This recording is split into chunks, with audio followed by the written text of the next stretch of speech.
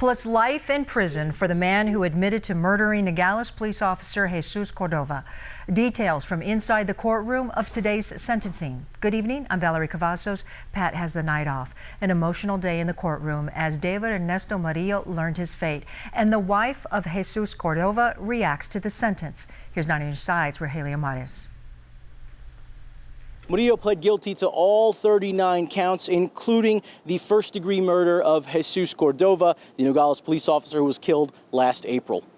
I just have one more thing to say. I hope all the victims can find proper therapy, counseling, reparations, and closure for what I brought upon their lives, such a tragic event. And with that, David Ernesto Murillo will never know the outside of a prison again.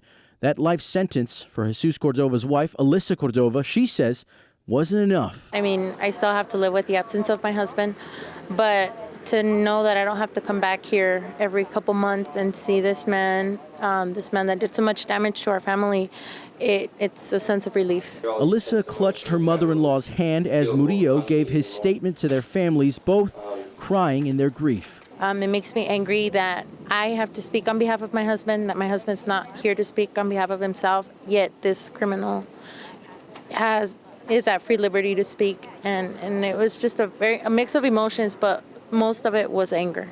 The satisfaction Cordova says she has after everything was over was that the man sentenced to life in prison for her husband's death will not have a future. You know, that was his destiny.